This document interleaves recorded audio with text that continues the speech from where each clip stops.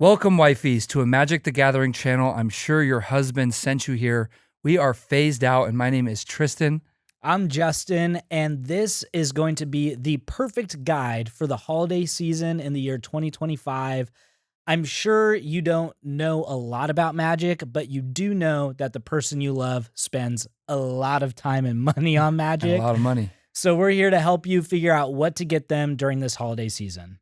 Let's get right into it. Let's get right into it. First, you got to ask questions, right? You know these people, but the hobby is really dense. It's very complex. So you want to make sure you ask some important questions. Questions to ask yourself, gift giver. How much do you want to spend? In Magic, you can spend $0 to 4 figures. Oh, easy, yeah. Yeah, it's crazy. The price ranges in this hobby. So how much do you want to spend? And then there's something in Magic called double spelling. Like, do you want a double gift? Do you want to buy one gift or get multiple gifts? I have never heard of such saying. Can you please You've never heard of enlighten double me? spelling? Never. That's like pivotal to winning. Double spelling? Yeah, double spelling. Shout out Rachel Weeks is a Magic the Gathering content creator. Talks about double spelling and how important that is to winning your games. Well, please explain. I've never heard. Once you get far enough in a game, we're going to get back to the gifts. Once you get far enough in a game and it's late, you're trying to win the game, if you're able to cast multiple spells, you're just doing that much more to get the win. Double spelling. Very cool. So how many gifts do you want to get? And then you need to ask questions.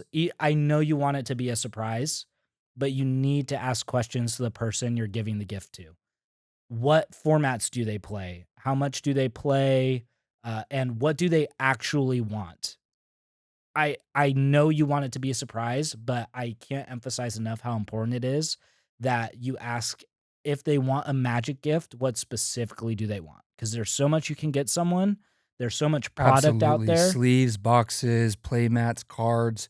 I mean, there's a million different things and routes that you could go with this. Yes, and they might want one specific thing, and if they don't get that one specific thing, it does make a difference in this hobby. So we'll start with free gift ideas. Not everybody has a ton of money to be spending on gifts during the holiday season. We're all at different points in our lives and with our resources. So here are some really fun free gift ideas. One that my wife gave me when we were dating, it was awesome. She promised to help me organize all my Magic cards. At this point, yeah, That's a huge task, actually. large undertaking. It's very intimidating, which is why so many people don't do it.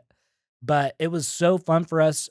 She loves to You organize. guys did it together? Yep, we did it together. Cool. Very cool. A little date night. Yes, it was effectively that. We spent all day together. She loves organizing. We organized like 80% of my collection, and it felt so good to no longer have to like finger through card by card all of the different cards I own when I'm looking for something, but just find it right in a binder.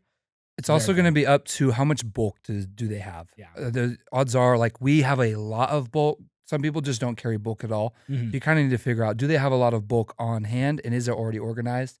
Odds are it's probably not organized, in which case you Probably could not. be a huge help. Yes, a really good free gift. Another fun free gift idea does require some sacrifice from you. Definitely. Is having like a yes night where you promise to spend the evening playing the game with this person. Don't even promise. Just go up to them and ask them to play Magic. I promise that's the best gift you can give them. That is wow. Yeah. I can only dream. Yeah, for real. That's a great I hope my gift. wife watches this video. you hear that. So those are some great free gift ideas. We're gonna move to gift ideas that are under $10. Just before we get there, I think we kind of passed it. What questions should we ask? And I think they should really get to know, what color do they play? Because as you go through this, you're going to want to know what colors they play, what formats they play, and kind of get an idea of what kind of gifts you're going to because it's all going to be based off of the decks that they already have on hand. Yeah, the game is really global. It's really popular. There's so much to it, but it's also really personal, and people like playing it their way. So if you can make the gift personal, it'll go a long way. Gifts under $10. Another caveat to add before we get into this: cards are almost always the best gift you can give someone. Absolutely. People have very specific cards they want. We'll get to that at the end of this, but we just want to start with the non-card gift ideas first. So these can be great stocking stuffers, dice. Yes. A lot of Magic the Yes. Gathering, many Magic the Gathering games involve dice for various mechanics of the Don't game. be like me. Don't always ask your buddies if they got dice. Get your man some dice. Get them some dice. It's less than $10. You can get them on Amazon. A very popular dice distributor is chessex.com, CHESSEX.com, chessex.com. Has great dice, D6s, D10s, D20s. That's the number of sides on the dice. Those are the most popular in the Magic format. It's a great gift. Usually under $10, but you could also get some bougie dice. You can. Yeah. I'm not personally a dice guy, but I know my buddy. He literally collects dice. So Okay, yeah. I guess find out what they're at with their dice game. Yes, find out where they're at with their dice game. Another thing you can get is perfect fit sleeves. There are regular card sleeves and perfect fit sleeves. These perfect fits basically go on the card before the card goes in the regular sleeve. This is for if your man's like really loves his cards and his collection. This is a good You idea. probably know based on how much money he spends if he's got the really big cards. If he does, this is probably a great route to go. Get him those extra protection. Yes, those absolutely. cards. And then outside the perfect fit sleeves, there will during this holiday season be sales on regular card sleeves. Absolutely. Most card sleeves are going to be just above $10, like the $10 to $15 range, but there will be sleeves that you could get for less, especially on Amazon. I also believe it's Dragon Shield just released their Magic the Gathering special sleeves where it has the Magic characters on the sleeves themselves. They have licensing now. Yes. So those just came out. Not very many people have them, and they are newer, and I believe they're around the same price range. So I can promise you he probably doesn't have those sleeves yet, and they are very, very cool. They're very cool. They're very high quality. It's a favorite in the Magic the Gathering community. And that's a good segue to go to our next price range, which is going to be between $10 and $30. Again, to card sleeves. Like I said, they're going to be between like $8 and $15, sometimes a little more. Dragon Shield offers custom card sleeves. They have a custom card sleeve crafter, which is pretty cool. You can put your favorite picture of you both or just some cool art you made in one of the many like Adobe art apps or whatever there's out there. You have custom card sleeves, which is pretty cool. People love Katana card sleeves. It's Ultimate Guard. Those are kind of hard to find, but some great ones. This is actually where my wife slayed it. I just had my birthday in September, and this is where she really came in hot, was this $10 to $30 range. I didn't have any deck boxes. She got me a really cool deck box off of Etsy. It's this plastic box. It was 3D printed. It has a really cool design on it. That was a really good gift because it protects my deck super well. But she also knows I'm a huge Lord of the Rings fan, so she got me a custom Lord of the Rings playmat on Etsy as well for under $30, and I think I love that thing. And I didn't have a playmat at the time, so she really upgraded my catalog as far as Magic the Gathering outside of the cards by really getting me a deck box. Got me a playmat, just really got me all the accessories that I needed in this $10 to $30 range that really just upped my... It elevates your experience. Yeah, it really does. Yeah, it makes it so much more fun. Like, playmats are a huge way to express like your personality and your interests, like your Lord of the Rings one. And right now, I believe Ultimate Guard and Ultra Pro have licenses for playmats, Dragon Shield now too, for official Magic art. And there's also another good question you can ask is, are there any artists they like? Because certain artists will sell playmats just as a small business, and they're pretty cool. We have some friends with some cool artist playmats. So playmats, deck boxes. My favorite deck box, personally, my favorite type is the Ultra Pro Satin Cubes or Satin Towers.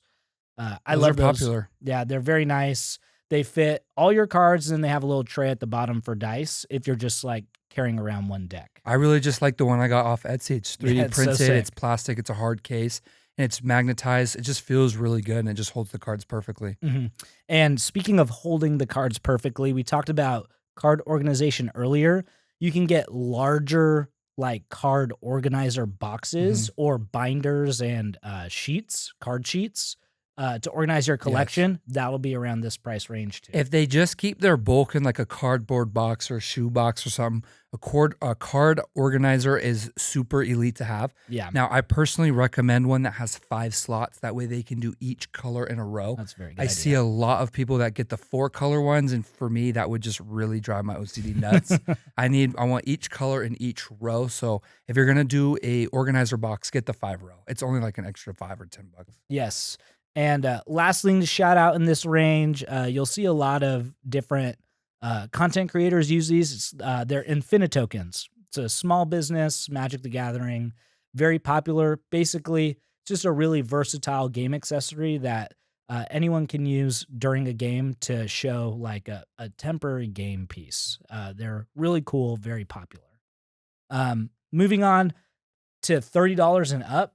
There's honestly really not that much here unless you're going cards. This is going to be like your quiver or travel case. If this person likes going to Magic cons or conventions, traveling with their Magic cards on the Pro Tour, this is a way to keep You'd it pretty safe. much know if they are doing that stuff. They probably already have something, and if it's worn out, then maybe you can go that route. For the most part, unless you're buying the travel case, like you said, and it's not worn out, I'd probably stick with the card route.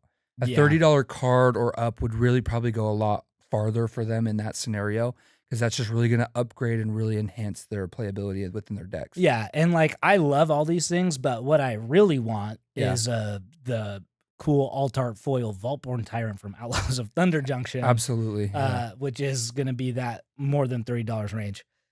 So totally agree. Cards are the way to go. With that, the gift cards, if you're not confident in the exact cards that this person wants, you don't know where to buy it from, or you're just not sure what version, you can get gift cards to tcgplayer.com.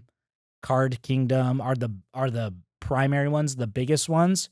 They'll love that because then they can just go get exactly what they want. So what I did for my wife on my birthday is I actually made basically a list on Moxfield of, hey, here's all the cards I want.